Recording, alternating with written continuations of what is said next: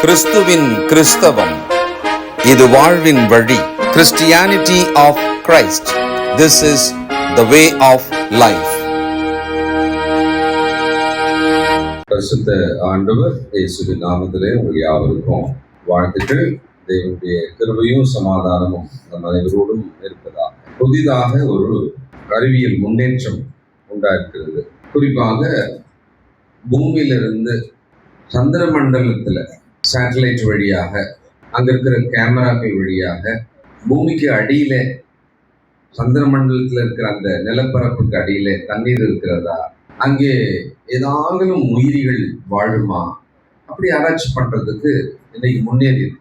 ஒண்ணு வேணா, கர்ப்ப காலத்துல அந்த குழந்தை எப்படி இருக்கிறது என்று ஒரு 6 வாரம் 10 வாரம் அப்படின்னு சொல்லிட்டு அதை அல்ட்ராசவுண்டு கொடுத்து பார்க்கறாங்க, ஸ்கேன் பண்ணி பார்க்கறாங்க இல்லையா. அதாவது மிக நுண்ணிய ஒலி சவுண்டு தான் அது ஆக்சுவலா. ஆனா திரையில நமக்கு என்னவா தெரியுது, காட்சியா தெரியுது இல்லையா. ஆச்சரியமா இருக்குல்ல. இப்போ நம்ம கையில போன் வச்சிருக்கோம், நம்ம பேசுறோம், தாராளமா பேசிக்கிட்டே இருக்கோம், காட்சிகள்லாம் வருது. அது அமெரிக்காவில் இருக்கிற ஒரு நியூஸ் நம்ம இங்கே பார்த்துடுறோம். அப்போ சேட்டலைட்டுக்கு போகுது, நம்ம கையில வருது அப்படின்லாம் சொல்றோம். இது காற்றில் இருக்கிற அந்த அலைகள் வழியாக நம்ம கையில வந்துடுது. ரொம்ப ஆச்சரியமா இருக்குல்ல. நவீனமான ஒரு கண்டுபிடிப்பு என்னன்னா, ஒரு அப்ளிகேஷன், அது ஆப், அதை நீங்க செல்போன்ல போட்டுக்கலாம். அதை போட்டுட்ட பிறகு ரொம்ப காஸ்ட்லி அது. ஆனா நம்ம இன்னும் கொஞ்ச நாள்ல அது ரொம்ப சீப் ஆகிடும். போட்டுடலாம். போட்ட பிறகு அதை எடுத்து அதில் இருக்கிற சில இன்ஸ்ட்ரக்ஷன்லாம் நீங்கள் கரெக்டாக ஃபாலோ பண்ணிட்டு, வீட்டில் இருக்கிறவங்களோட ஃபோன் நம்பர் எல்லாம் நீங்கள் யார் யார் என்னென்ன ஃபோன் வச்சுருக்காங்களோ அதெல்லாம் நீங்கள் போட்டுட்டீங்கன்னு சொன்னால், அந்த ஃபோனில் அவங்க என்ன பயன்படுத்துகிறாங்க அப்படின்றது நீங்கள் அதில் பார்த்துக்கலாம். ஒன்று சரி, அதை கூட தாண்டி இன்னும் கொஞ்சம் அட்வான்ஸாக, அதுதான் இப்போ ஏற்கனவே இருக்குது. ஆக்சுவலாக அட்வான்ஸாக என்ன பண்ணுறாங்கன்னா, அதில் ஒரு டார்ச் இருக்கும், ஒரு கேமராவோட டார்ச் இருக்கும்.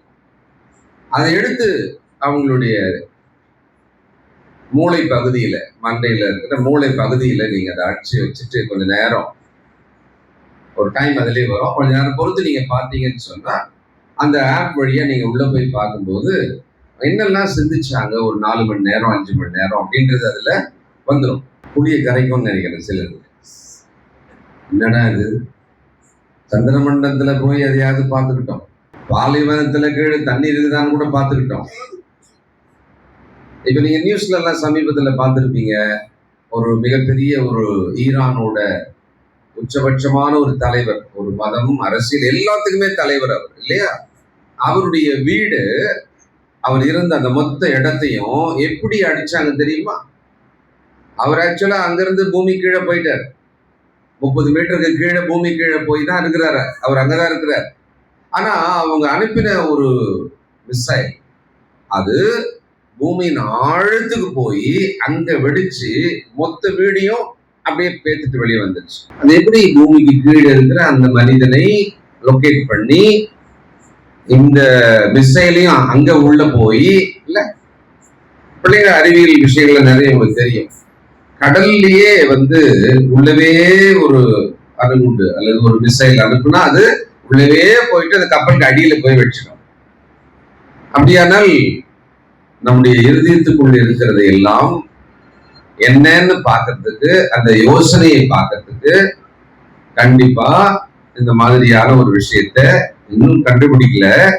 இது நான் கற்பனை பண்ணேன். அப்பாடா நிம்மதியா இருக்கு இப்பதான் இல்ல. அவங்க அம்மா அப்பா வாங்கி வச்சுட்டு காலைல ஏற்றவன வாடாப்பா அப்படின்னு நெத்தில வச்சா என்ன ஆகுறது, இன்னும் கண்டுபிடிக்க ரெக்கமெண்ட் பண்றேன். நாசாவுக்கு என்ன எழுதுறேன். ஆனா பைபிள்ல ஒரு ஆப், பைபிள்ல ஒரு அப்ளிகேஷன், அந்த அப்ளிகேஷனுக்கு ஒரு கேமரா இருக்கு. அந்த அப்ளிகேஷனுக்கு உள்ள ஒரு லேசர் கேமரா இருக்கு, தெரியுமா. லேசர் கேமரா, அது இருதயத்தின் நினைவுகளை அறிந்து கொள்ளும். பைபிள்ல இருக்கு. எபிரேயர் 4ஆம் அதிகாரம் 12வது வசனம் பாருங்க. 4:12. தேவனுடைய வார்த்தையானது ஜீவனும் வல்லமையும் உள்ளதாயும் எந்த பட்டயத்திலும் கருக்கானதாயும். முதல்ல ஜீவன் உள்ளது, இரண்டாவது வல்லமை உள்ளது, மூன்றாவது எனக்கு அது புரியறதுக்காக இருபுறமும் மிகவும் கூர்மையான பட்டயத்தை போல ஆத்துமாவையும். முதல்ல ஆத்துமா எங்க இருக்கு எப்படி இருக்குன்னு நமக்கு தெரிய போறதில்ல. ஆனா ஆத்துமாவையும் ஆவியையும் அணுக்களையும் கணுக்களையும் ஊன சதையையும் பிரித்து பார்க்கத்தக்கதாக உருவ சென்று, அதாவது ஊடுருவி சென்று உங்கள் இருதயத்துக்குள்ள இருக்கிற நினைவுகளை யோசனைகளை என்ன என்ன அப்படின்றத அது சொல்லிடும். அதான் வகையறுக்கிறதுனா என்ன? காய்கறிகள் எல்லாம் மொத்தமா பல வகையை ஒரு கூடையில போட்ட பிறகு அதை அப்படியே தனித்தனியா கீழே கொட்டிட்டு என்ன பண்றோம், மார்க்கெட்ல இருந்து வாங்கி வந்தது தனித்தனியா வகையை பிரிக்கிறோம் இல்லையா? அப்போ நம்முடைய இருதயத்துக்குள்ள இருக்கிற யோசனைகளை, நம்முடைய எண்ணங்களை எல்லாம் வகையறுத்து பார்க்கக்கூடியது இந்த கர்த்தருடைய வசனம். இந்த ஆப் நீங்க எல்லாம் கையிலேயே தான் வச்சிருக்கிறீங்க. இது நம்ம கையிலேயே தான் இருக்குது. இனிமேல் ஒண்ணு புதுசா எவனும் கண்டுபிடிக்கணும் அவசியம் இல்லை. உங்க கையில இருக்கிற இந்த வேத புத்தகத்துக்குள்ளதான் இந்த லேசர் ஷார்ப்பா உங்கள் இருதயத்துக்குள்ள ஆழமாக சென்று உங்கள் நினைவை, உங்கள் யோசனையை, என்னுடைய யோசனையை பார்க்கக்கூடியதா இருக்கிறது. வேணும்னா இந்த வேத புத்தகத்தை தூரமா எங்கேயாவது வச்சுட்டு இந்த வசனங்களை கேட்காத ஒரு ஆளா வேணா நான் என்ன பண்ணலாம், மாறிடலாம். நம்மளால இப்ப அப்படி மாறவே முடியாது, வாய்ப்பே இல்லை இல்லையா? சோ இப்போ இந்த கண்ணுல பாக்குற இந்த உலகம், நம்ம கண்களால இப்ப பாக்குற இந்த உலகம் இருக்கு இல்லையா? இதுல என்னெல்லாம் நமக்கு தெரியுது? இதுல ஆபத்து தெரியும், இதுல கஷ்டம் தெரியும், இதுல இன்பம் தெரியும், எல்லாம் தெரியும். சரி, நான் என்ன பாக்குறேன்றது கூட நீங்க பார்க்கலாம். நான் இப்படி பார்த்தேன்னு சொன்னா ஏதோ ஜன்னல் வழி ஏதோ பாக்குறாரு பொழுது இல்ல, நான் இப்படி பார்த்தேன்னு சொன்னாக்கா என்ன பாக்குறாரோ, அப்போ நான் பாக்குறது கூட நீங்க கொஞ்சம் ஓரளவுக்கு தெரிஞ்சுக்கலாம். ஆனா நான் என்ன யோசிக்கிறேன்னு தெரியுமா? தெரியாது. என் நினைவுல என்ன இருக்குன்னு தெரியுமா? தெரியவே தெரியாது. அப்படியானால் பார்க்கிற இந்த உலகம், வெளி உலகம் ஒண்ணு, அடுத்தது நான் தெரிஞ்சு வச்சிருக்கிற உலகம். பார்க்காத ஒரு இடம் கூட இருக்கலாம். ஆஸ்திரேலியால எப்படி இருக்குமா, அமெரிக்காவில எப்படி இருக்குமா, ஈரான்ல அப்படின்னா நான் பார்க்காதது. அப்போ அறியாத ஒரு உலகம் ஒண்ணு இருக்கு, அதை சும்மா தெரிஞ்சு வச்சிருக்கேன் கொஞ்சம் கொஞ்சமா. அது ஒண்ணு இருக்கு. ஒரு முக்கியமான உலகம் இருக்கிறது, அது நமக்குள்ளவே இருக்கிறது. அதை பற்றி நமக்கு என்னமோ அறிவு இருந்தாலும் நாம் அதன் மேல ஜாக்கிரதையாக இல்லை. அது என்ன உலகம்னா நம்முடைய நினைவு உலகம். அது ஒரு உலகம், அது ஒரு உலகம், அது நம்முடைய நினைவு உலகம். அது பாருங்க, பிரசங்கியின் புத்தகம் ரொம்ப ஆச்சரியமான விஷயத்தை ஞானியாகிய மனுஷன் நமக்கு சொல்றார். பிரசங்கி 3ஆம் அதிகாரம் 11வது வசனம். அவர் சகலத்தையும் அதினதின் காலத்திலே நேர்த்தியாக செய்திருக்கிறார். கவனிங்க, உலகத்தையும் அவர்கள் உள்ளத்திலே வைத்திருக்கிறார். உலகத்தை அவர்கள் உள்ளத்திலே. ஆனா ஆங்கிலத்துல நீங்க போய் பாத்தீங்கன்னு சொன்னா நித்தியத்தை, இட்டர்னிட்டி, நித்தியத்தை அவர்கள் உள்ளத்திலே வைத்திருக்கிறார்.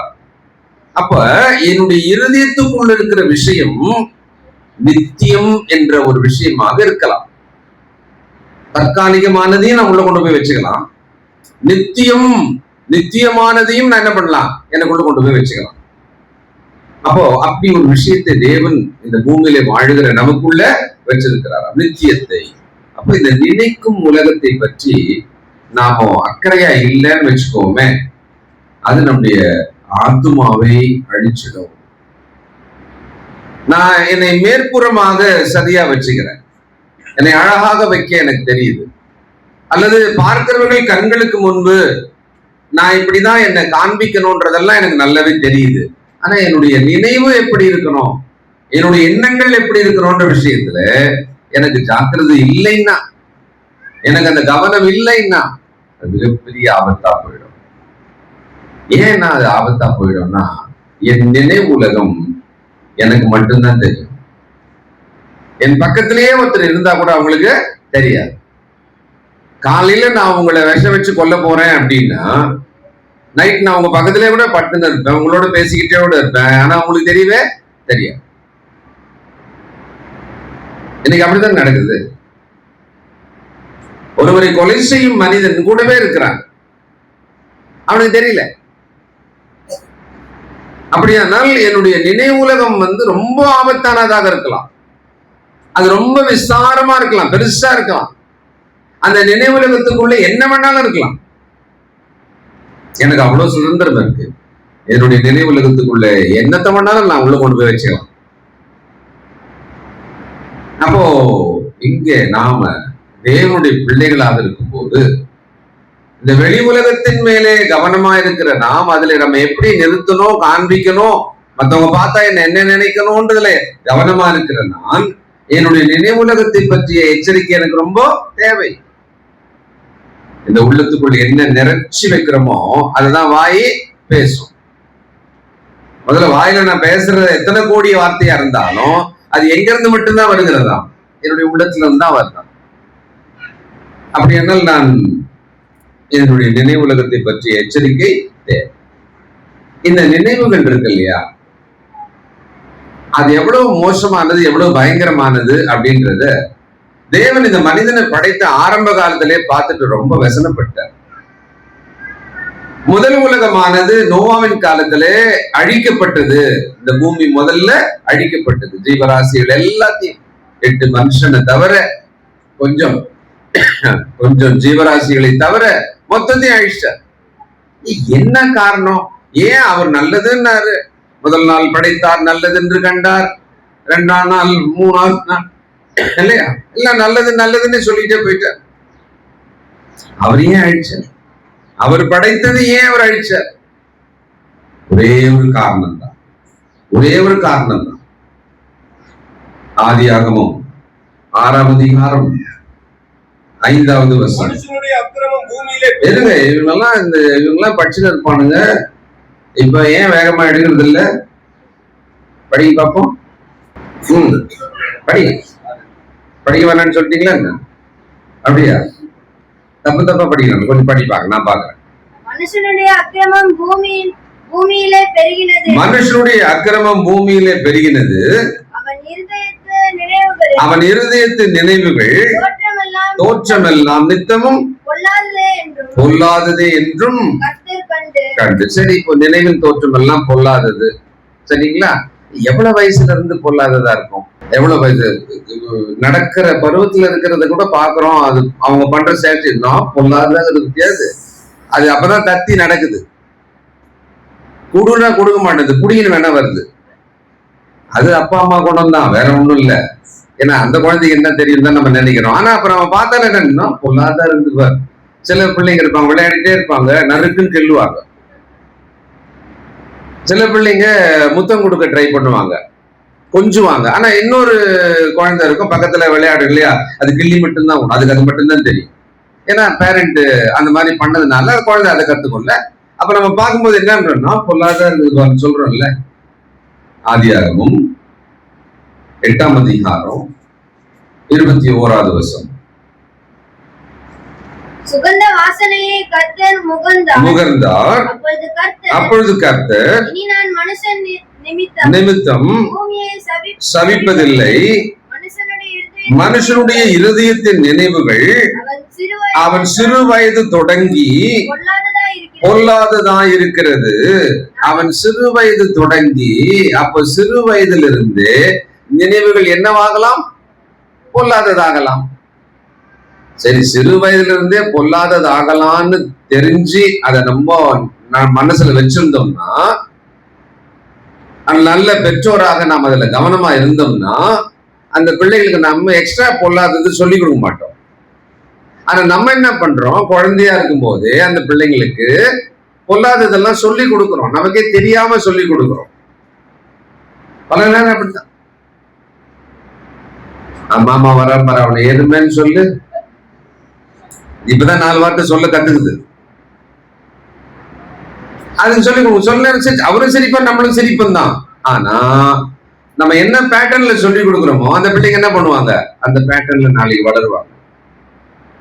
ஏன்னா அந்த இருதயமானது, பிள்ளைகளோட இருதயமானது நல்லதாகவே வளருவதற்கான வாய்ப்பு இந்த உலகத்துல ரொம்ப குறைவு. குடும்பத்திலையும் குறைவு, உலகத்திலையும் ரொம்ப குறைவு. அன்னைக்கு போன் கிடையாது, அன்னைக்கு திரைப்படங்கள் கிடையாது, இது மாதிரியான இணைய வழி எதுவுமே கிடையாது. கண்ணுல பாக்குற 4-10 மனிதர்கள் தான் அவங்களுக்கு ஆக்சுவலா. ஆனா அப்பவே தேவன் சொல்றாரு, மனுஷனை நான் பாக்குறேன்ப்பா, மனுஷனை நான் கவனிக்கிறேன், அவன் இருதயமானது சிறு வயது முதலே பொல்லாததா இருக்கிறது. எந்த விதமான இன்னைக்கு இருக்கிற கேட்ஜெட் எதுவுமே கிடையாது, எந்த வசதியும் இல்லாத ஒரு உலகம் அது. அப்படியானால் இன்னைக்கு இதுக்கு நடுவுல, இந்த பொல்லாத உலகத்துக்கு நடுவுல இருக்கிற நாம் ரொம்ப சீக்கிரமா என்ன ஆயிடுவோம், பொல்லாத இருதயம், பொல்லாத நினைவுள்ளவர்களாக மாறிடலாம் இல்ல. அப்ப நமக்கு அதிக ஜாக்கிரதை தேவைப்படுகிறது. முன்னைய காட்டில இப்ப அதிக ஜாக்கிரதை, அதிக கவனம் தேவைப்படுகிறது. அப்போ நம்முடைய நினைவு உலகமானது எப்படி இருக்கு, தேவன் அதை பார்ப்பாரா? நான் செய்தா பார்ப்பாரு, நான் பேசினா கேட்பாரு, ஆனா நான் நினைக்கிறத அவர் பார்ப்பாரா? நிறைய பேருக்கு அதை பற்றியே ஒரு அக்கறையே கிடையாது, கவனமே கிடையாது. இப்பெல்லாம் அந்த சர்வேலன்ஸ் கேமரா வைக்கிறாங்கல்ல, கடைகள்ல, வீடுகள்ல, தெருக்கள் எல்லாம் வைக்கிறாங்க. விளாத்திக்குளம் பகுதியிலே அருமையான ஒரு +2 படிக்கிற பிள்ளையினுடைய கொலை நடந்தது இல்லையா? அதுக்கப்புறமா ஒரு 4-5 நாள் கழிச்சு அந்த டிஜிபி அவர் பேசுறாரு, எக்ஸ்ட்ராவா நாங்க நிறைய கேமராஸ் இப்ப வாங்கி வச்சிருக்கிறோம், இந்த ஏரியால இன்னும் நிறைய இடங்கள்ல நாங்க அதை பொருத்த போறோம். அப்போ அது தேவைப்படுது. மனிதனை கண்காணிக்க வேண்டிய ஒரு தேவை சமுதாயத்துக்கே இப்ப அதிகமா இருக்குல்ல. அந்த தீமை பெருகிறது, பொல்லாதது பெருகிறதுனால அவங்களே இப்ப யோசிக்கிறாங்க. எல்லா இடத்துலயும் கேமராக்கள் வச்சிருவோம், ஏதாவது தப்புன்னா நம்ம கண்டுபிடிச்சிடலாம், ஆளை பிடிச்சிடலாம், திருடனை பிடிச்சிடலாம் அப்படி. அப்போ சமுதாயமே கண்காணிக்கணும்ன்ற அளவுக்கு இவ்வளவு ஜாக்கிரதையா இருக்குமானால், தேவனுடைய பிள்ளைகளாகிய நாம் தனிப்பட்டவர்களாக எதன் மேலே நாம் அதிக அக்கறையா இருக்க வேண்டும்? நாம வெளிப்புறத்தின் மேல ரொம்ப அக்கறையா தான் இருக்கிறோம். நமக்கு எல்லாம் சொல்லிக் கொடுக்கவே இல்லை, ஆனா அதுல ரொம்ப அக்கறையா இருக்கணும். நம்மளை எப்படி மற்றவங்க முன்பாக காண்பிக்கணும், நடக்கணும், அதிகபட்சம். ஆனா நம்முடைய நினைவை பற்றி, நினைவுலகத்தை பற்றி, அதுக்குள்ள என்ன சிந்திக்கிறோம், என்ன சிந்திக்கலாம்ன்றதை பற்றி அதிகம் பேருக்கு என்ன இல்லை, ஜாக்கிரதை இல்லை. இது இந்த காலத்துக்கு ரொம்ப அவசியமா இருக்கிறது. சிறு வயது தொடங்கி பொல்லாததாக இருக்கிறதா. அடுத்தது அந்த இருதயம் இருக்கு பாத்தீங்களா, அது என்ன மாதிரியான கண்டெய்னர்? அது இல்ல, அந்த இருதயம் என்ன மாதிரியான கண்டெய்னர், அதோட இயல்பு என்ன? எரேமியாவின் புத்தகம் 17ஆம் அதிகாரம் 9வது வசனம். எரேமியா 17:9.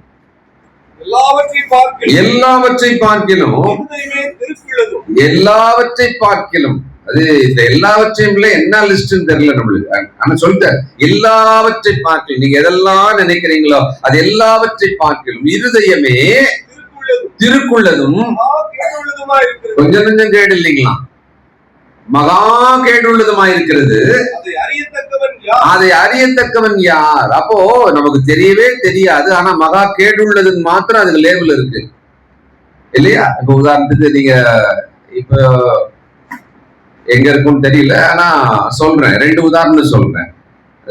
ரயில், எலக்ட்ரிக் ரயில் இருக்கு இல்லையா, அந்த ரயில் பெட்டி மேல நின்று செல்ஃபி எடுக்கிறதெல்லாம் பண்ணுவாங்கல்ல.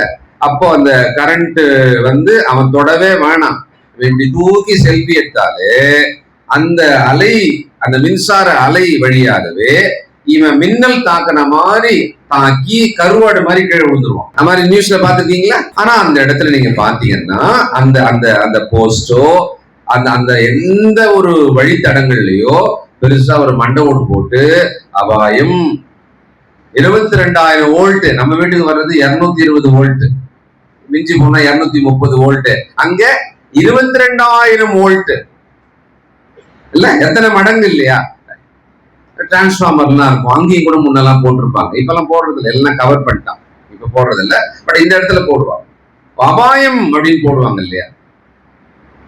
அப்போ அபாயம் அப்படின்னு போட்ட பிறகு நான் நின்று பாக்குறேன், 22,000 வோல்ட் மண்டை ஓடு வேற போட்டிருக்கிறான், எப்படி இருக்கும்ன்றத முதல்ல நான் டெஸ்ட் பண்ணிட்டு தான் நான் நம்புவேன் அப்படின்னு நினைக்கிறேன். நம்ம இந்த மண்டை ஓடு மாதிரி நம்ம ஆயிடும் பொழுது அதுக்காக தான் அவன் போட்டு வச்சிருக்கிறான், ஆபத்துன்னு சிவப்புல வேற போட்டு வச்சிருக்கிறான், நமக்கு எதுக்கு வம்புன்னு 10 அடி பின்னால் என்ன பண்ணுவோம், வந்துருவோம்ல.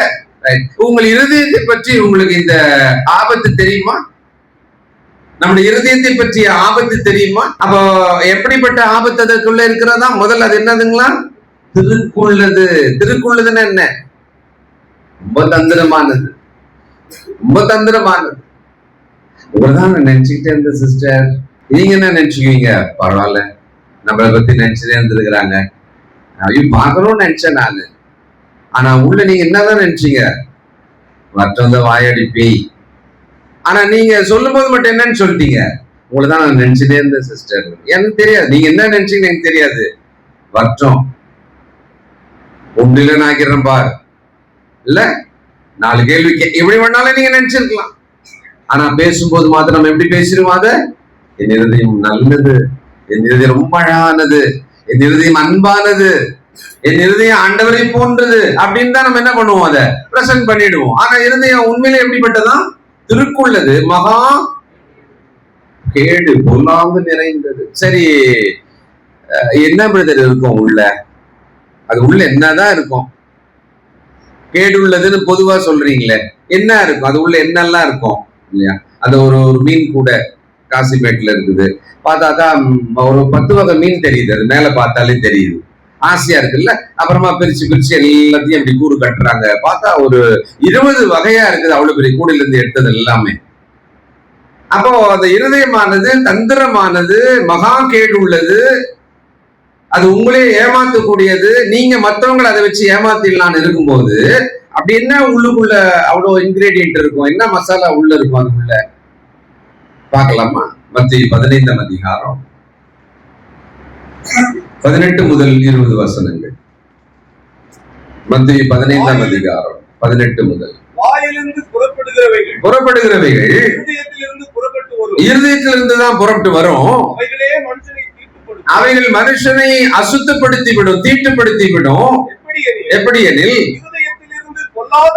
இருதயத்திலிருந்து பொல்லாத சிந்தனைகள், கொலை பாதகங்கள், விபச்சாரங்கள், வேசித்தனங்கள், களவு, திருட்டு, பொய் சாட்சிகள், தூஷணங்கள் புறப்பட்டு வரும். இவைகளே மனுஷனை தீட்டுப்படுத்தும். அது உள்ள என்ன இருக்கு?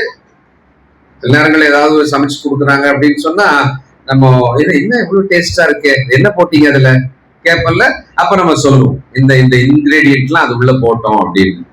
இருதயம் பொல்லாதது அப்படின்னா அது உள்ள என்னதான் இருக்குன்னா, உலகத்துல எல்லா பாவங்கள்லாம் இருக்குதோ அதோட மூலம், அதோட தொடக்கம் எங்க இருக்கிறது? இருதயத்துக்குள்ள இருக்கிறது. அப்போ ஒருவர் தன் கண்ணை பாதுகாக்கிறார், தன் முக அழகை பாதுகாக்கிறார், தன்னுடைய உடலை, சர்மத்தை பாதுகாக்கிறார், இன்னும் கொஞ்சம் புத்தி வந்ததுன்னா மட்டும்தான் தன்னுடைய உடல் உறுப்புகளை பாதுகாக்கிறார். அது வரைக்கும் அவர் பாதுகாக்க மாட்டார். ஏதாவது ஒரு உபாதை நம்ம உடலுக்குள்ள வருது, டாக்டர் எச்சரிக்கிறாரப்பா இதுக்கு மேல ஜாக்கிரதை, இதுக்கு மேல நீ இதே கண்டினியூ பண்ணன்னு சொன்னாக்கா எல்லா பார்ட்ஸும் டேமேஜ் ஆயிடும், நீ அவ்வளவுதான் வாரு. அப்பதான் ஜாக்கிரதை வந்து உடல் உறுப்புகளை, உடல் ஆரோக்கியத்தை அப்பதான் நம்ம பாதுகாக்க போகிறோம். ஆனால் இருதயத்தை பாதுகாத்துக்கணும் அப்படின்ற ஒரு எச்சரிக்கையை ரொம்ப காலமா நம்ம எடுக்கிறதே இல்லை. நீதிமொழிகள் இந்த சாலமன் ஞானி தேவனால் ஏன் இப்படி ஒரு வார்த்தையை சொன்னார்? ஏன் இவ்வளவு முக்கியமா சொன்னார்? 4ஆம் அதிகாரம் 23. எல்லா காவலோடும் உன் இருதயத்தை காத்துக்கொள், அதனிடத்து நின்று ஜீவ ஊற்று, உங்கள் வாழ்க்கை அங்கிருந்து தான் புறப்படும். ஸ்பிரிங்ஸ் ஆஃப் லைஃப், உங்க வாழ்க்கை அது உள்ள இருந்து தான் புறப்படும். ரொம்ப ரொம்ப முக்கியமான வசனம் இது. உங்கள் இருதயத்தின் நினைவுகள் எப்படியோ நீங்கள் அப்படி இருப்பீர்கள். அதே நீதிமொழிகள் 23ஆம் அதிகாரம் 7வது வசனம். 23:7 நீதிமொழிகள். அவன் இருதயத்தின் நினைவு எப்படியோ அப்படியே அவன் இருக்கிறான். போதும். ஒருத்தரோட இருதயத்தின் நினைவு எப்படியோ அவங்க அப்படி இருக்காங்க. அதுதான் அவங்க. அதனாலதான் நம்ம பேசினா நம்ம யாருன்னு தெரிஞ்சிடும். நம்ம ஒரு அபிப்பிராயம் சொன்னா நம்ம யாருன்னு நம்ம நோக்கம் தெரிஞ்சிடும். நம்ம ஏதாவது செய்தோம்னாக்கா நம்ம மனசுக்குள்ள இதுதான் இருந்ததுன்னு நமக்கு தெரிஞ்சிடும், வெளியில தெரிஞ்சிடும். அதனாலதான் ஒருத்தரை பார்த்த உடனே என்ன கெட்ட புத்தியா இருக்குது, என்ன இவ்வளவு மோசமா சிந்திக்கிறாங்களே, ஏன் இவ்வளவு மோசமா செய்யறாங்களே, ஏன் அவங்க அவங்க அந்த இருதயத்துக்குள்ள இருக்கிறத வாயினாலேயோ செயலாலேயோ அவங்க வெளிப்படுத்துறாங்க. அப்போ இருதயம் திருக்குள்ளது, உங்களை ஏமாற்றிவிடும். அது மகா கேடு உள்ளது, பொல்லாங்கு நிறைந்தது, பலவிதமான பாவங்களோட ஊற்று உங்கள் இருதயம். உங்கள் இருதயம், நம்முடைய இருதயம் தான் பலவிதமான பாவங்களோட ஊற்றாக இருக்கக்கூடியது. இப்போ அந்த 4:23 என்ன பார்த்தோம் நீதிமொழிகள்ல? எல்லா காவல், எல்லா காவலோடும். அது ரொம்ப ஆச்சரியமான வார்த்தை தெரியுங்களா? நல்ல காவல் காத்து அப்படின்னு இருக்கலாம், ஆனா எல்லா காவலோடும் அப்படின்னு இருக்கு இல்லையா? ஒரு வீட்டை பாதுகாக்கணும்னா என்ன மாதிரியான பாதுகாப்பு நம்ம வைக்கலாம்? ஒரு வீட்டை நம்ம பாதுகாக்கணும் அப்படின்னா என்ன மாதிரியான பாதுகாப்பெல்லாம் நம்ம பண்றோம்? இப்பெல்லாம் பேசிக்கா ஒரு காம்பவுண்ட் வால் போடுறோமா? ரைட். இன்னும் கொஞ்சம் வசதியானவங்க காம்பவுண்ட்ல கேட்ல நிக்கிறதுக்கு ஒரு செக்யூரிட்டி வைக்கிறோமா? வைக்கிறோம். அதுக்கப்புறமா இப்ப நவீன பிரகாரமாக ஒரு கேமரா வைக்கலாமா? வச்சிடலாம். அதுக்கப்புறமா வீட்டுக்குள்ள என்ட்ரன்ஸ்ல டபுள் டோர் போடலாமா? இப்பெல்லாம் டோர் வருது 8 லாக்கு 16 லாக்கு. தெரியுங்களா? நான் ஒரு சர்ச் பில்டிங் போட்டு வச்சுக்கிறேன். அதாவது யாரோ வாங்கி கொடுத்துட்டாங்க பொழுது 35,000 ரூபாய் 40,000 ரூபாய் அந்த டோரே இரும்புல இருக்கும், பார்த்தா முட்டு மாதிரி தெரியும். நீங்க அந்த சாவி போட்டு நீங்க 1 2 3 பண்ணீங்கன்னாக்கா மேல நடுவுல கீழே அப்படியே புல்லட் மாதிரி இந்த விரல் மாதிரி இந்த லாக் போகும். 16 லாக் இருக்கும். அந்த வீடை மொத்தமா இடிச்சிங்கன்னா அந்த வாசகாலம் டோர் மட்டும் நிற்கும். அவ்வளவு லாக்ல நிற்கும். அப்போ ஒருவன் தன் வீட்டை பாதுகாப்பதற்காக இத்தனை காவல் வைக்கலாம் இல்ல? இத்தனை காவல் வைக்கலாம். இருதயத்துக்கு இந்த மாதிரி எல்லா காவலோடும் என்ன பண்ணுங்க? இருதயத்தை காத்துக் கொள்ளுங்கள். ஒரு காம்பவுண்ட் போடுங்க. உள்ள வந்த பிறகு சாவி போடுற இடத்துக்கு முன்னாலேயே ஒரு காம்பவுண்ட போடுங்க. அங்க ஒரு செக்யூரிட்டி வைங்க, அங்க ஒரு கேமரா வைங்க. அப்புறமா வந்து அவன் லாக் ஏதாவது ஒரு சாவி போட்டு திறக்கலாம் வரும்பொழுது கூட அவன் திறக்க முடியாத மாதிரி அதுல அத்தனை லாக்க வைங்க. உள்ள உங்க இருதயம் இருக்கட்டும். ஆனா இன்னைக்கு அதுக்கு நேர ஆப்போசிட்டா நடக்கிறோம். சாத்தானியே வெல்கம் பண்றோம். சாத்தானியே அழைக்கிறோம். அவன் பல வழிகளிலே வருவதற்கு காத்திருக்கிறான். அவனை நாமளே கூப்பிடுறோம். வா வா வான்னு கூப்பிடுறோம். உலகத்தினுடைய பாவ அசுத்தங்கள் வழியாக சாத்தான் நமக்குள்ளே நுழைகிறான் இல்லையா? அவைகளெல்லாம் நம்ம வரவேற்கிறோம். அது முதல்ல செயலாத அல்ல, என் நினைவுக்குள்ள நான் அதை வரவேற்கிறேன். என் இருதயத்துக்குள்ள நான் அதை வரவேற்கிறேன். பொல்லாதவைகளை, அசுத்தமானவைகளை நான் என் இருதயத்துக்குள்ளே வரவேற்கிறேன். இந்த இருதயத்துக்கு ஒரு காம்பவுண்ட் வால் தேவன் கொடுத்திருக்கிறாரு. கண்கள் வழியாக உள்ள போவோம், காது வழியா உள்ள போவோம் விஷயங்கள் எல்லாம். ஆனா தேவன் அதுக்கு ஒரு எல்லை, அதுக்கு ஒரு காவலை வச்சா கூட நம்ம என்ன பண்றோம்? அதை தாண்டி உள்ள போயிடுறோம். உணர்ந்துதல் இருக்கிறது, மனசாட்சி இருக்கிறது. இவ்வளவு செக்யூரிட்டி கடவுள் கொடுத்திருந்தா கூட அதெல்லாம் ஓபன் பண்ணி நாம நம்முடைய இருதயத்துக்குள்ளே பொல்லாதவைகளை கொண்டு போகிறோம். நேரம் இருக்கு, எந்த வேலையுமே இல்லை, சும்மாதான் இருக்கும். அதனால கையில போனை வச்சுக்கிறோம், சும்மாதான் இருக்கும். முன்னெல்லாம் சொல்லுவாங்க ரொம்ப ரீல் விடுறேன்னு. இப்ப ரீல் தான் நிறைய பேர் வாழ வைக்குது. ரீல்ஸ் தான். எல்லாரும் விரல இப்படி தொங்கிடும் நினைக்கிறேன் இன்னும் கொஞ்ச நாள்ல, செயலிழந்து. அந்த அளவுக்கு இந்த காலத்துல நாம் இவ்வளவு மோசமான ஒரு பழக்கத்துக்குள்ள நம்ம அறியாமலே போயிட்டே இருக்கிறோம். இப்போ கண்ணு பாதிக்கப்படும்ன்றாங்க, காது எந்த ஒரு மருத்துவரும் உங்கள் இருதயம் பாதிக்கப்படும்னு சொல்லவே மாட்டாங்க. சபையில தான் சொல்லணும், கண்ணு கெட்டுடுங்க, ரொம்ப நேரம் போன் பார்க்காதீங்க, காது ஜவ்வு போயிடும் நீங்க போன் கேட்டுக்கிட்டே இருந்தீங்கன்னு சொன்னா, இதெல்லாம் சொல்லுவாங்க. ஆனா உங்களுக்கு இருதயம் கெட்டுவிடும். உங்கள் இருதயத்துக்குள்ளே இந்த பொல்லாததை சேர்த்தீங்கன்னு சொன்னா உங்கள் ஆத்மா கெட்டுவிடும். இதை இந்த உலகத்துல யாருமே சொல்ல மாட்டாங்க, அவங்களுக்கு அது பிரச்சனையே கிடையாது. ஆனால் தேவனுடைய சபையில இந்த எச்சரிக்கை சொல்லப்படும், இங்க மட்டும்தான் சொல்லப்படும். அப்ப நம்முடைய நினைவு உலகத்தை பற்றிய எச்சரிக்கை இல்லைன்னா அது மிக மோசமான விளைவில் நம்மை கொண்டு போய் விட்டுடும். ரோமர் 1 அதிகாரம் 19-20. தேவனை குறித்து அறியப்படுவது, அறிந்து கொள்ள அது ஒரு வழி. அது அறியப்படுவது இந்த உலகத்திலே தேவன் அதை வெளிப்படுத்துற எல்லா காலத்திலையும், நான் இருக்கிறேன், உங்களை படைத்த நான் இருக்கிறேன் அப்படின்றத அவர் வெளிப்படுத்துறாராம். பல வகையில அவரே வெளிப்படுத்துறாராம். எப்படி?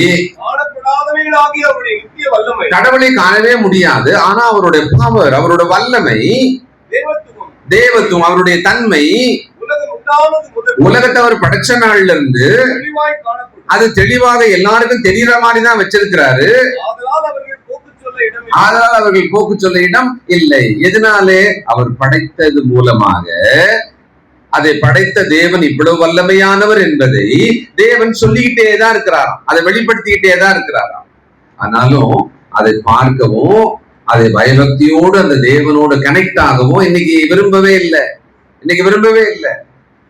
ஆவிக்குரிய தாகமும் ஆவிக்குரிய பசியும் இப்பெல்லாம் குறைஞ்சுக்கிட்டே போகுது எல்லார்கிட்டையும்.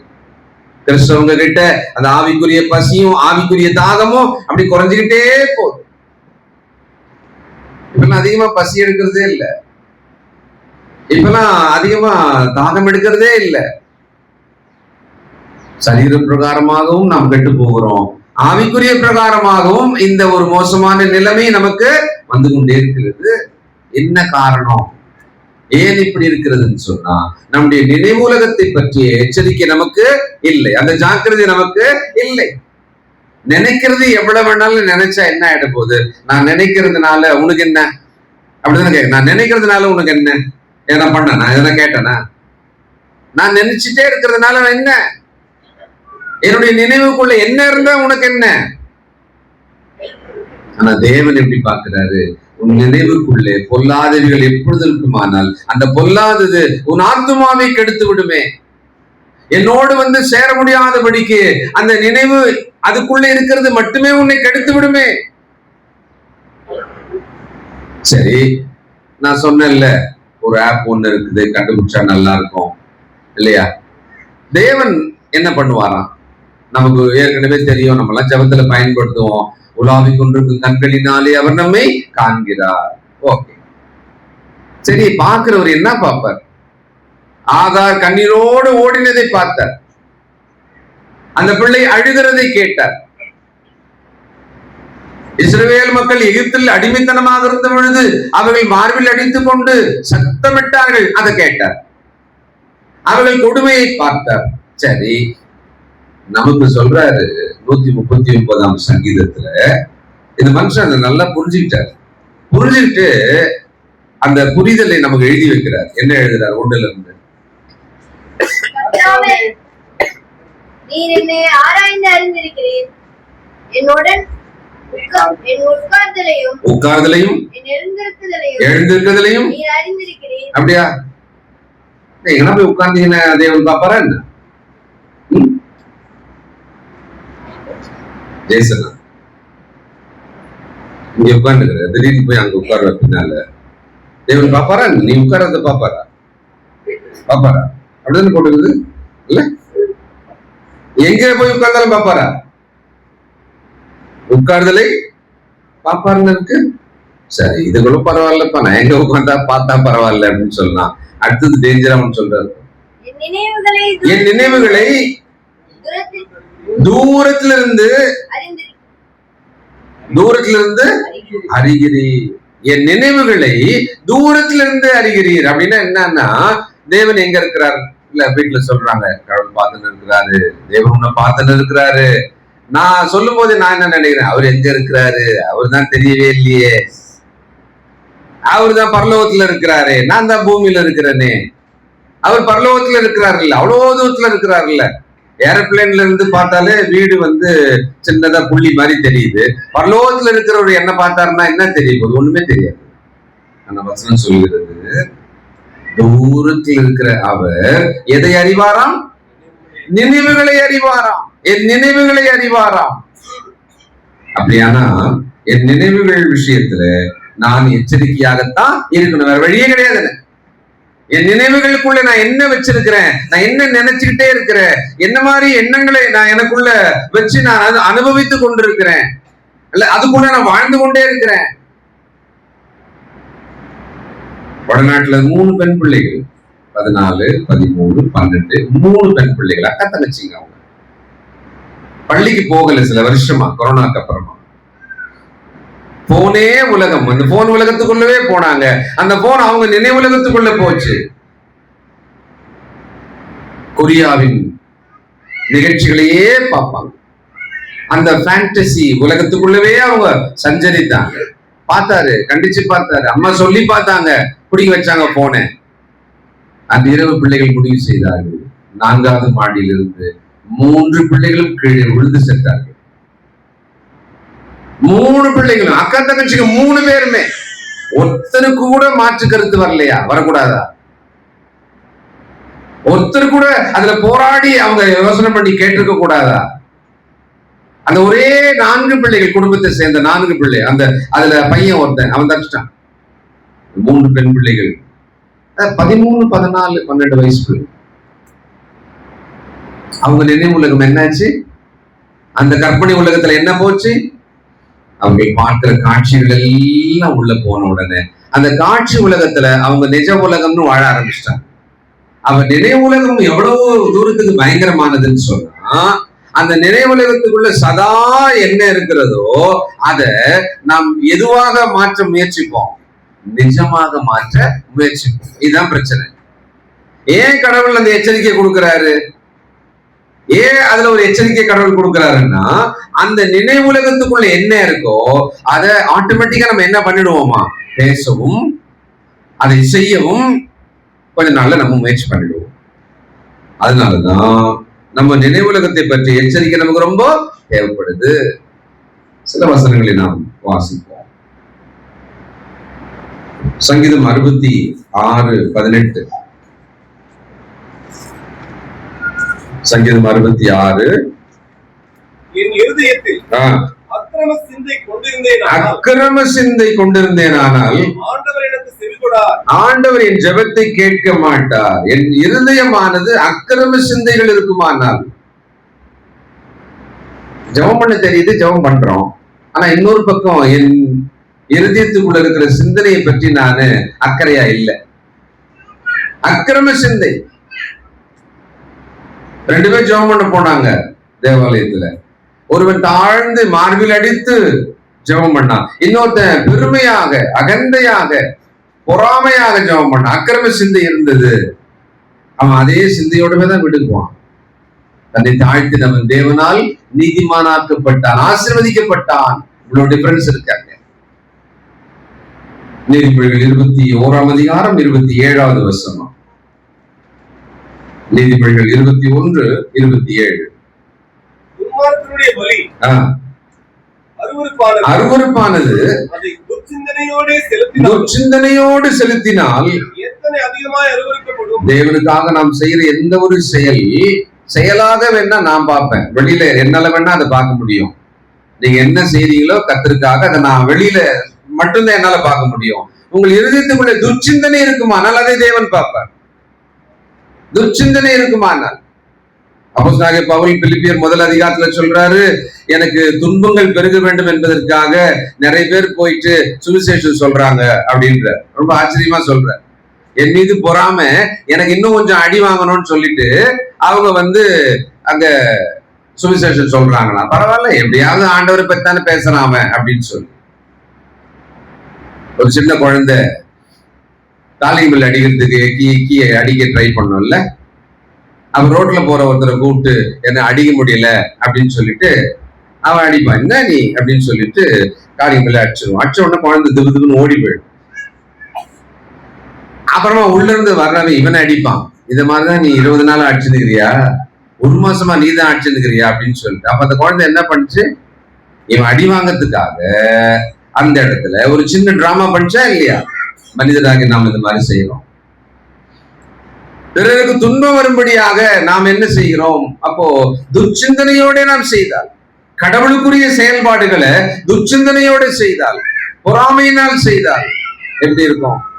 அப்போ தேவன் அதை பார்ப்பாராமே, என் நினைவுகளை அதன் தோற்றத்தை பார்ப்பாராமே. அவரு நீதிமன்றம் கூட ஒரு வழக்குல தீர்ப்பு சொல்வதற்கு ஒரு கொலையாளினே வச்சுக்கோங்களேன், மோட்டிவ் என்ன பாக்குறாங்க, நோக்கம் என்ன. ஒரு பெண் ஒரு ஆணை கொலை செய்துட்டார், கொலை அவனதான், தூக்கு தண்டனை போடுங்க இவளை சொல்ல மாட்டாங்க. ஏமா செஞ்ச, என்ன சூழ்நிலை, என்ன காரணம், என்னை தற்காத்துக் கொள்ளும்படி, என் கற்பை காப்பாற்றிக் கொள்ளும்படி நான் செய்தேன் என்பது நிரூபிக்கப்பட்டால் விடுதலை ஆகிடுவார். ஏன்? நோக்கம் பார்ப்பான். அப்ப மனிதரே நம் செயல்பாட்டுக்கு பின்னால் இருக்கிற இருதயத்தின் நோக்கத்தை பார்க்கிறாங்களே. தேவன் நம்ம இருதயத்தின் நோக்கத்தை முதல்ல பார்ப்பார். அவர் முதல்ல பார்ப்பார். அது நீதிமொழிகள் 11ஆம் அதிகாரம் 2வது வசனம். அகந்தை வந்தால் இலட்சைனா வெட்கம், அவமானம் வரும். இருதயத்துக்குள்ளே அகந்தை வருமானால் லட்சை அல்லது வெட்கம், அவமானம். அப்ப இருதயமானது பாருங்களேன், ஏன் நம்ம வெக்கப்பட்டு போயிடுறோம், ஏதோ ஒண்ணு பண்ணிட்டோம் அப்படின்றது இல்ல. உள்ள இருதயத்துக்குள்ள என்ன இருக்கிறது, அந்த இடத்துல அகந்தை இருந்திருக்கிறது. அப்போ நம்முடைய இருதயத்தோட அந்த ரிஃப்ளெக்ஷன் தான் வாழ்க்கையில துன்பங்களாக, அவமானங்களாக, வேதனைகளாக வருது. நம்ம பல நேரம் அப்படி நினைக்கிறதே இல்லை. அவன் இப்படி பண்ணிட்டான், இவன் அப்படி பண்ணிட்டான், அப்படிதான் பார்த்துட்டே இருக்கிறோம்.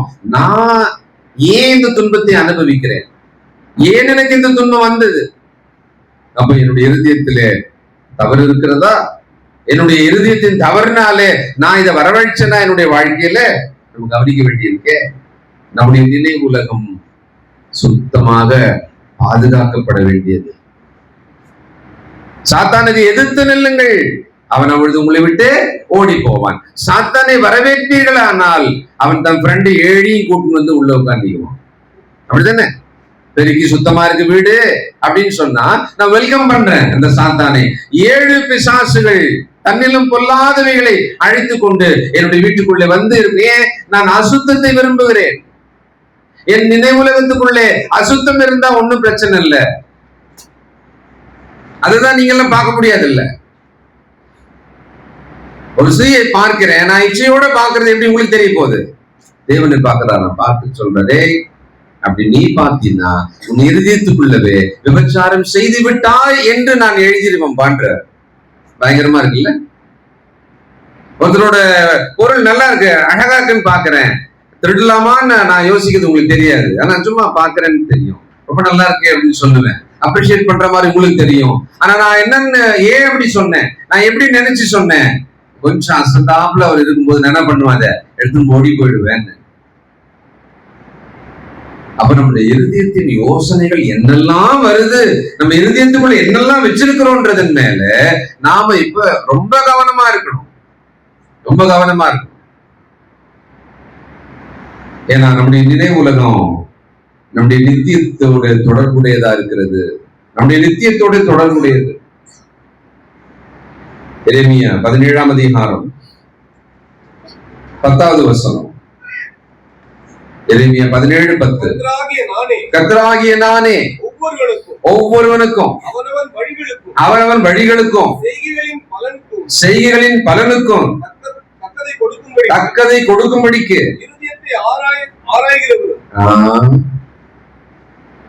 செய்கைகளுக்கு தக்கதை கொடுக்கும்படிக்கு எங்க போய் ஆராய்ஞ்சிருவாராம்? இல்லையே, நான் அழகா ஒரு 100 ரூபாய் எடுத்து இப்படி கொடுத்தேன் ஒரு பிச்சைக்காரருக்கு, பார்த்தா நான் பெருமைக்கு கொடுத்துருக்கிறேன். பக்கத்துல என் ஃப்ரெண்ட் இருந்தான், அவன் என்ன நினைக்கணும்னு கொடுத்தேன். பாரா நான் நல்லவன்டா, ஏன்னா அவங்ககிட்ட நான் இன்னொரு 10,000 ரூபாய் கொள்ளடிக்க போறேன். அதுக்காக நான் என்ன பண்ணேன், பிச்சைக்காரருக்கே நான் எவ்வளவு கொடுப்பேன், இவ்வளவு தாராளமா கொடுக்குறானே. அப்போ அவன் ஏதாவது கேட்டா நம்ம என்ன பண்ணணும், கண்டிப்பா கொடுத்துடணும். இதுதான் பிளான் எனக்கு. அப்போ என்னுடைய செய்கைக்கு தக்கதாக பலன் கொடுப்பதற்காக தேவன் எங்க போய் என்ன ஆராய்ச்சி பண்ணிடுவாராம், என் இருதயத்தை. 20ஆம் அதிகாரம் 12ஆம் வசனம், எரேமியா 20:12. ஆனாலும் நீதிமானை சோதித்தறிந்து இருதயத்தையும் பார்க்கிற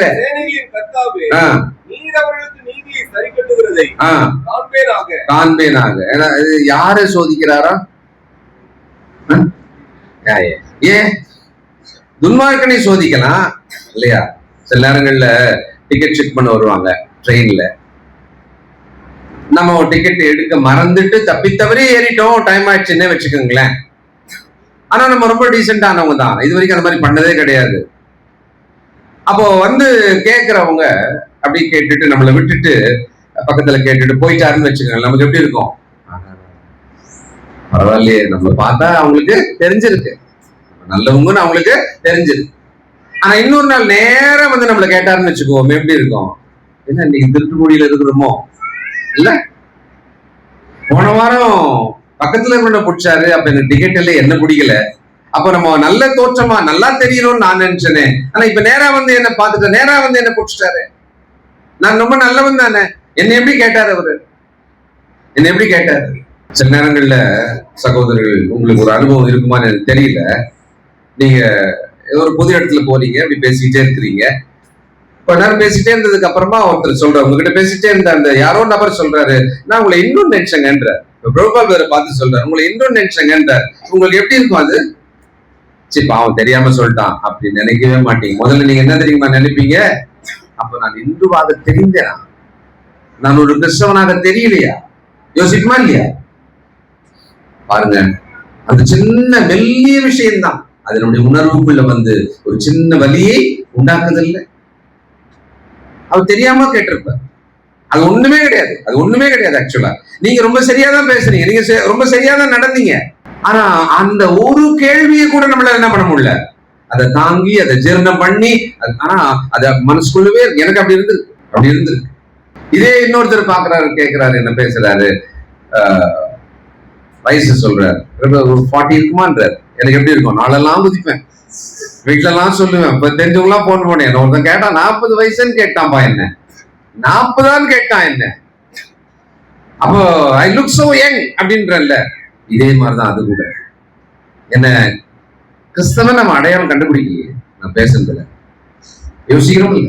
இங்க பாருங்க, மறுபடியும் வசனம் படிங்க. ஆனாலும் நீதிமானை, நீங்கள் கிறிஸ்துவுக்குள்ளே, நான் கிறிஸ்துவுக்குள்ளே நீதிமானாக்கப்பட்டவர்கள் தான். அந்த நீதிமானை சோதித்தறிந்து உள்ளிந்திரியங்களை நினைவுலகத்துக்குள்ளே இருக்கிற கண்கள், நினைவுலகத்தில் இருக்கிற அந்த பதிவு, அதான் உள்ளிந்திரியங்கள். இப்ப இந்த உடம்பு இருக்கு, கண்ணு தெரியுது பார்த்தா, காது தெரியுது கண்ணுல பார்த்தா, மூளைன்ற ஒரு உறுப்பு இருக்குது. ஆனா என்னுடைய உள்ளான மனுஷனுக்குள்ளே அதே மாதிரி பதிவு இடம் இருக்கிறது. உள்ளிந்திரியத்துக்குள்ளே உள்ளான மனுஷனுக்கான கண்கள் இருக்கிறது, உள்ளான மனுஷனுக்கான காது இருக்கிறது. அந்த உள் இந்திரியங்களை எல்லாம், உள் உறுப்புகளை எல்லாம் அவர் என்ன பண்ணுவாரா, இருதயத்தையும் பார்க்கிற சேனைகளின் கர்த்தாவே, நீர் அவர்களுக்கு அந்த நீதிமான்களுக்கு நீதியை சரி கட்டுவீர். அப்போ நான் நீதிமான், நியாய தீர்ப்பு எங்க தொடங்குமா, தேவனுடைய வீட்டிலே தொடங்கும். சபையில தான் நியாய தீர்ப்பு, தேவன் விசாரணைய நமக்கு தான் வைப்பார். நம்ம என்ன நினைக்கிறோம், அவனெல்லாம் கேட்டுவாங்க. கடைசியா வெளிப்படுத்தல் 2ஆம் அதிகாரம் 23வது வசனம், வெளிப்படுத்தல் 2:23. அவருடைய பிள்ளைகளை வெளிப்படுத்தல் 2:23. ஓகேவா? அவருடைய பிள்ளைகளையும் கொல்லுவேன். அப்பொழுது நானே உள்ளிந்திரியங்களை இருதயங்களை ஆராய்கிறவர் என்று எல்லா சபைகளும் அறிந்து கொள்ளும். சபையாருக்கு தெரிஞ்சிக்க வேண்டிய, எப்பவுமே கவனமா இருக்க வேண்டிய விஷயங்கள்ல ஒண்ணு என்னவா? தேவன் நம் இருதயங்களை ஆராய்வார். அவ்வளவுதான். நாம அப்படி வர்றோம், அழகா சபை கூடுவதற்காக நம்ம ஆயத்தம் பண்ணிட்டு வர்றோம். நம்ம சோதனை பண்ணுவோம், சில பண்ணாம இருப்போம், சில நேரம் நம்ம பேசாம இருப்போம். ஆனாலும் ஓரளவுக்கு நம்மை சரியானவர்களாக, நல்ல விசுவாசியாக, நான் நல்ல கிறிஸ்தவன் தான் அப்படின்றத நம்ம இங்க காமிச்சிட்டு போயிடுவோம். அந்த மெயின்டைன் பண்ணிட்டு போயிடுவோம் நம்ம. ஆனா சபைக்கு ஒண்ணு ஞாபகம் இருக்கணுமா? நோக்கத்தை, உள்ளிந்திரியங்களை, இருதயத்தில் இருக்கிற நினைவுகளை நான் பார்ப்பேன் என்பதை சபை தெரிந்து கொள்ள வேண்டும் என்று சொல்லுகிறாராம். அப்போ வெளி உலகம் தெரியுது, நாம் அறிந்த உலகம்னு ஒண்ணு இருக்கு, நம்முடைய நினைவுலகம்னு ஒண்ணு இருக்கு இல்லையா? அந்த நினைவுலகத்துக்குள்ளே நான் எவ்வளவு ஜாக்கிரதையாக இருக்க போகிறேன். 4 நிமிஷம் பைபிள் படிக்கிறது இல்லை, ஆனா 4 மணி நேரம் போன் பார்த்துக்கிறேன். 4 நிமிஷம் படிக்கிறது இல்லை பைபிள, 4 மணி நேரம் நான் போன் பார்த்துட்டே இருக்கிறேன். அப்ப நான் எப்படி இருப்பேன்? என் இருதயம் எப்படி இருக்கும்? இந்த இன்புட் எனக்கு ரொம்ப கொஞ்சமா இருக்கு. இன்னொன்னு, நான் பைபிள் படிச்சேன்னு சொன்னாக்கா திரும்ப ஞாபகப்படுத்தி பார்த்து ஞாபகமே வரமாட்டேங்குது. காலைல ஒரு அதிகாரம் படிச்சுட்டேன், அதுல ஒரு வசனம் சொல்லு, முதல்ல என்ன அதிகாரமே ஞாபகம் இல்லை. நீதிமொழிகள் நினைக்கிறேன், அதுல 12ஆம் சாப்டர் நினைக்கிறேன், அவ்வளவுதான் நினைக்கிறேன். அதுக்கப்புறமா படிச்சது ஏதாவது ஞாபகம் இருக்கா? ஒண்ணுமே பிளாங்கர். ஆனா எவ்வளவு ஃபார்வர்ட் பண்றோம், நல்லா இருக்கு. ஃபார்வர்ட் பண்றோம் போனை வச்சுக்கிட்டு இல்லையா? கவனமா இருங்க. இன்றைக்கு இருக்கிற இந்த உலகத்துக்குள்ள, நம்முடைய நினைவு உலகத்துக்குள்ள என்ன இன்புட், என்ன உள்ள கொண்டு போற விஷயத்துல கவனமா இருங்க. அசுத்தமானது எல்லாம் நான் பாக்குறது இல்ல அப்படின்னு நீங்க நினைக்கிறீங்க சிலர். ஆனா ஆவிக்குரியதா அது? சில ஆண்களுக்கு ஒரு பைத்தியம் இருக்கிறது. 20 நியூஸ் சேனல் இருந்தா 20 நியூஸ் சேனல்லையும் ஒரு நாளைக்கு பார்ப்பாங்க. என்னன்னா அவங்களுக்கு நான் நியூஸ் தான் பாக்குறேன், ரைட், அவ்வளவுதான். அவங்களுக்கு என்னன்னா நான் மற்றதும் பார்க்க மாட்டேன், நியூஸ் மட்டும் தான் பார்ப்பேன். இன்னொருத்தர் இருக்காங்க, ஸ்போர்ட்ஸ் பார்ப்பாங்க, ஸ்போர்ட்ஸ் மட்டும் தான் பார்ப்பேன். நைட்டு எல்லாம் இந்த ஃபுட்பால், இன்டர்நேஷனல் ஃபுட்பால் நைட்ல இது மட்டும் ஃபுட்பால் மட்டும் தான் பார்ப்பேன். ஆனா நீங்க கர்த்தருடைய வேதத்தையோ ஆவிக்குரியதுக்கான நேரத்தையோ எவ்வளவு செலவிடுறீங்க? இந்த என்டர்டைன்மெண்ட், அது இது பாவம் அல்லன்னு நீங்க நினைச்சுக்கிறீங்கல்ல. ஆனா அந்த ஒரு 24 மணி நேரத்துக்குள்ள நான் செலவு செய்யும் நேரம் என்ன, என்னுடைய முக்கியத்துவம் என்ன, அப்படி யோசிச்சு பார்த்தா தவறு தானே? சிந்திப்போம். நம்முடைய நினைவுலகத்துக்குள்ள குப்பைகளை போட்டோமானா வாயிலையும் குப்பை தான் வரும், கண் வழியாவும் குப்பை தான் பார்க்க தோணும். என்னுடைய இருதயம் அதுக்கு அடுத்தது குப்பையாதான் எனக்கு வாழ சொல்லணும். கடைசியில நான் யார் ஆயிடுவேன்? குப்பையாயிடுவேன். ஜெபம் செய்வோம். சர்வ வல்லமையும் இரக்கமுள்ள எங்கள் நல்ல பிதாவே, நாங்கள் உமது பிள்ளைகளாக விலையேற பெற்ற ஆண்டவரின் தூய இரத்தத்தால் கழுவப்பட்டவர்களாக உங்களுடைய பிள்ளைகளாகவே நாங்கள் வாழ்ந்து உம்மோடு வந்து சேர வேண்டும் என்று எங்களை அழைத்து வீட்டுக்கு வைத்து எங்களை பாதுகாக்கிறீர், எங்களுக்கு ஆலோசனை சொல்லிக் கொண்டே இருக்கிறீர், எச்சரிக்கிறீர், எங்களை உற்சாகப்படுத்துகிறீர், எங்களை முன்னும் பின்னும் அரவணைத்து நடத்துகிறீர், எங்களை கைப்பிடித்து எங்களை நடத்தி செல்கிறீர். நமக்கு ஸ்தோத்திரப்பா. இதுவும் இந்த சபையானது அறிந்து கொள்ள வேண்டியது, இருதயங்களையும் உள்ளிந்திரியங்களையும் ஆராய்கிற கர்த்தர் நான் என்பதை அறிந்து கொள்ள வேண்டும் என்று சொன்னீர்கள். அந்த நினைவை, அந்த ஜாக்கிரதையை எங்களுக்குடைய நினைவூட்டியதற்காக நமக்கு ஸ்தோத்திரம். எங்களை நீர் பத்திரமாய் பாதுகாத்துக் கொள்ளும். இதோ எங்கள் சந்ததியை பாதுகாத்துக் கொள்ளும். நாங்கள் மற்றவர்களுக்கு முன்மாதிரியாகவே இருக்க வேண்டியவர்கள், அதை பொறுப்போடு வாழ எங்களுக்கு உதவி செய்யும். முள்முடி சூடப்பட்ட ஆண்டவர், அவர் மூளையில கூட அந்த வலி இறங்கும் அளவுக்கு அதை அடித்தார்கள். அப்பா, எங்கள் நினைவுகளுக்குள்ளே நாங்கள் ஜாக்கிரதையே இல்லாமல் உலகத்தின் அசுத்தங்களை, குப்பைகளை ஏற்றி கொண்டிருக்கிறோமே, எங்களை மாறி உமக்கு பிரியமானதை சிந்தித்து உமக்கு பிரியமானபடி வாழ எங்கள் மனம் புதிதாக எங்களை ஆட்கொள்ளும். இயேசு கிறிஸ்துவின் நல்ல நாமத்தில் ஜெபிக்கிறோம் பிதாவே. ஆமென்.